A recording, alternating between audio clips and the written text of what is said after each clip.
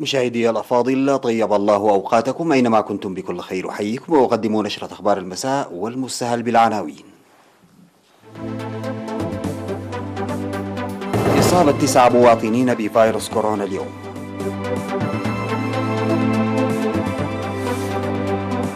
تخريج أعضاء قوات الدفاع الحاصلين على دورة التمريض الميداني في عصر. جهود لتطوير الخدمات في ضواحي أفعبت. تهدئة أوروبية وأمريكية وإيران تعلن أنها لن تعود للتفاوض مجددا بشأن البرنامج النووي. أموات تسونامي بالمحيط الهادي بعد زلزال عنيف قبالة نيوزيلندا. والاقتصاد الكندي يحقق أسوأ أداء له بسبب جائحة كورونا. السلام عليكم ورحمة الله. أكدت الفحوصات المخبرية التي أجريت اليوم الخامس من مارس إصابة 9 مواطنين بفيروس كورونا في مراكز العزل في إقليمي شمال البحر الأحمر والأوسط، وأصيب 6 من المرضى في أسمرة بالإقليم الأوسط و2 في قندع، وإصابة واحدة في أم هميمة بإقليم شمال البحر الأحمر. في غضون ذلك شفي 30 مصابا بكورونا كانوا يتلقون الرعاية الصحية في المستشفيات، 19 منهم من الإقليم الأوسط و11 من إقليم شمال البحر الأحمر.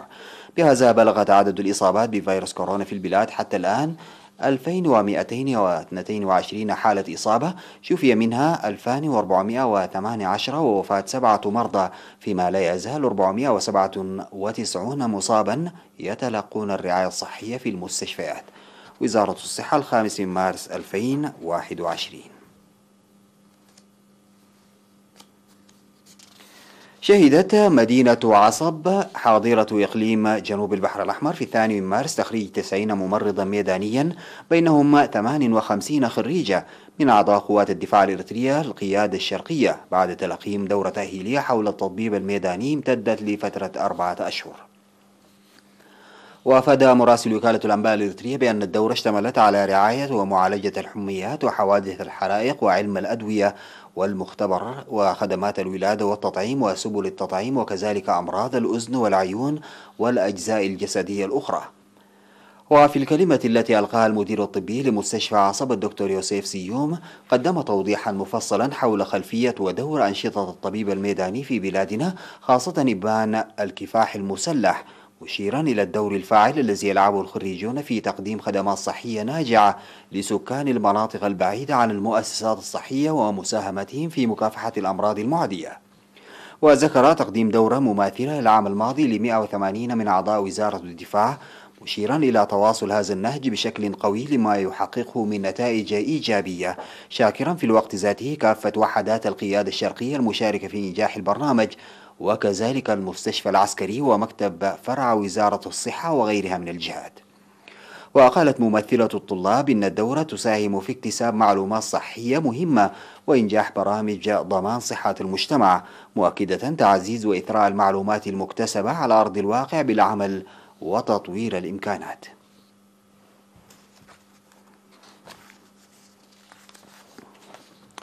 قدم الاتحاد الوطني للمرأة في إقليم عنسبة مساعدات مالية للمرأة المحتاجة في مدينة كرم بمناسبة 8 من مارس اليوم العالمي للمرأة. وفي الاحتفال المنظم بالمناسبة في 4 من مارس، شددت مسؤول الاتحاد في الإقليم السيدة آمنة حسن في الكلمة التي ألقتها في المناسبة، شددت على ضرورة الحفاظ على الإنجازات المكتسبة للمساواة الجنسية والعمل بقوة حتى المساواة الكاملة. من جانبه أوضح مسؤول الشؤون السياسية في الجبهة الشعبية للديمقراطية والعدالة في إقليم عنسبة السيد أحمد طاهر الدور والمساهمة الكبيرة للمرأة الإريترية في كافة جوانب النضال والتصدي، وإن 8 من مارس يذكر لنقل هذه القيم للأجيال. وألقيت في المناسبة كلمات تعرف بتاريخ وبطولات المرأة الإريترية. من ناحية ثانية، نظمت في مديريات هابورو وعلبرعد وقلب وغيرها أنشطة نفيل لمساعدة المرأة المناضلة.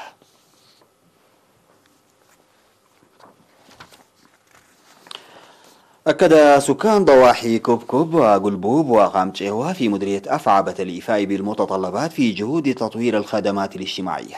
أوضح السكان تسيير حياة مستقرة بفضل برامج التنمية الجارية عامة وإرسال الخدمات الاجتماعية الجارية لتحقيق العدالة الاجتماعية، وسيساهمون بدورهم لتطويرها. وذكر السكان أن مؤسسات الصحة والتعليم تقدم خدمات مرضية، منادين للاهتمام بالمجالات الأخرى. وأوضحوا بأنهم سيساهمون حسب القدرات في الجهود التي تجري لتخفيف مصاعب المواصلات والاتصالات.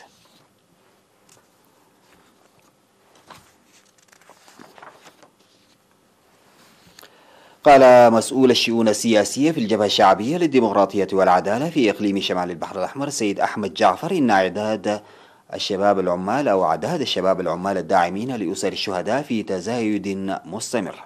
وأوضح أن الدعم الذي بدأ بعمال مؤسسة واحدة في مصوع تواصل في جميع الإقليم لينضم إليه أكثر من 7000 عامل من 33 مؤسسة في مديريات جندع وقلعلو وشعب وأفعبت ونقفة وأدوبحة وقرورة ودهلك، والتبرع طوعية بنسبة 3% من راتبهم لإعانة 120 أسرة شهيد. وذكر إن العمال قدموا منذ بدء البرنامج أكثر من 720 ألف نقفة وزعت على أسر الشهداء عبر الجهات المختصة. وأوضح ممثلو الشباب العمال إن الإعانة لا تقتصر فقط على الدعم المالي، منادين الشباب الآخرين حزوهم. بعد الفاصل سادتي أعود بالأخبار الخارجية.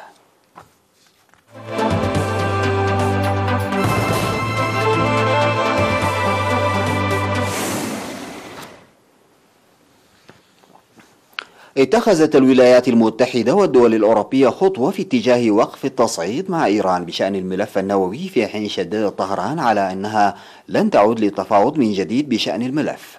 وقد قرر الأوروبيون التخلي عن طرح مشروع قرار ينتقد إيران في مجلس حكام الوكالة الدولية للطاقة الذرية في مسعى لاستمالة طهران للجلوس إلى طاولة المفاوضات مع الولايات المتحدة. وكان هذا المشروع الذي تقف وراءه ألمانيا وفرنسا وبريطانيا والمدعوم من الولايات المتحدة يندد بقرار إيران تقليص عمليات التفتيش المرتبطة ببرنامجها النووي.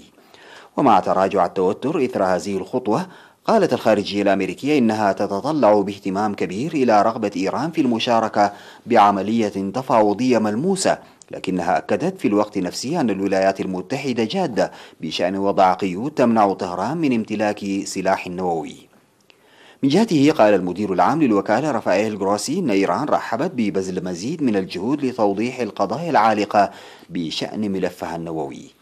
في السياق نفسه نقلت صحيفة وول ستريت جورنال عن دبلوماسيين قولهم إن طهران تريد الاتفاق على خطوات مسبقة مع واشنطن للعودة إلى الاتفاق النووي.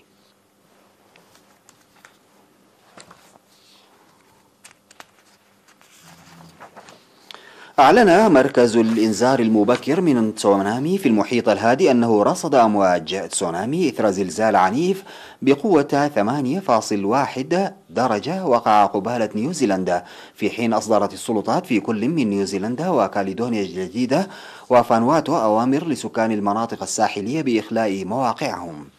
وقال المركز ومقره في هاواي إنه تم رصد أمواج تسونامي، مشيرا إلى أن أجهزة القياس التقطت قرب نوكوالفا عاصمة تونغا أمواج مد عالية صغيرة ارتفاعها 3 سنتيمترات.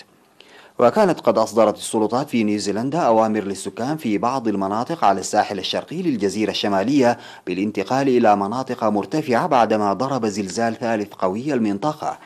وبلغت شدة أحدث زلزال 8 درجات وضرب جزر كيرماديك إلى الشمال الشرقي من الجزيرة الشمالية. ووقع هذا الزلزال بعد آخر بلغت شدته 7.4 في نفس المنطقة. وقالت الوكالة الوطنية لإدارة الطوارئ اليوم الجمعة في آخر تحديث لها إن نيوزيلندا خفضت مستوى الخطر من موجات مد تسونامي بعد انحسار أكبر الموجات. وأجلت البلاد آلافا من مواطنيها على الساحل الشرقي للجزيرة الشمالية إلى مناطق مرتفعة بعد أن تسببت 3 زلازل بحرية في إطلاق صفارات الإنذار والتحذير من تسونامي.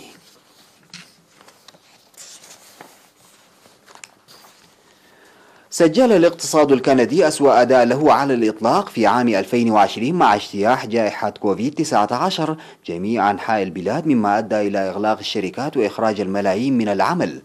وقالت هيئة الإحصاء الكندية إن الناتج المحلي الإجمالي الحقيقي انكمش بنسبة 5.4% في عام 2020، وهو أكبر انخفاض سنوي منذ تسجيل البيانات القابلة للمقارنة لأول مرة في عام 1961.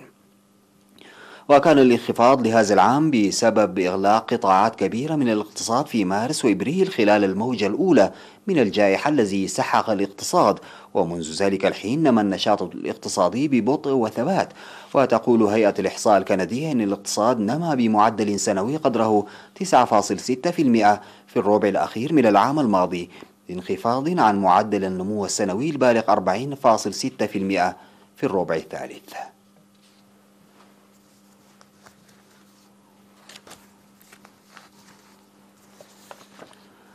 هذا معرض فني تحت البحر الأبيض المتجمد، فقد تم سحب الفن تحت الماء المثلج للإدلاء ببيان بشأن تغير المناخ. المصور فيكتور لياغوشكين قال: من المعروف أن المناخ يتغير على الرغم من حقيقة أنه 30 درجة مئوية اليوم. البحر الأبيض هو أقصى جنوب جميع بحار القطب الشمالي، يتغير بسرعة كبيرة. قد يحدث أن المخلوقات التي تجمدت حياتها تحت الجليد ستنقرض في البحر الأبيض في المستقبل القريب، ولهذا نلتقط صورا لها ونعرضها تحت الماء لنجعلها تعيش على الأقل من خلال الصور قبل أن تنقرض. ويجب على الزوار ارتداء بدلة غوص والسباحة تحت الماء البارد لمشاهدة المعرض. ميخائيل خورابيستوف وهو غواص يقول: الصور رائعة، رأيتها من قبل لكنها تبدو مختلفة تحت سطح البحر. التأثير مثير للغاية، مع ضوء الشعلة تبدأ في التألق وتبدو ثلاثية الأبعاد.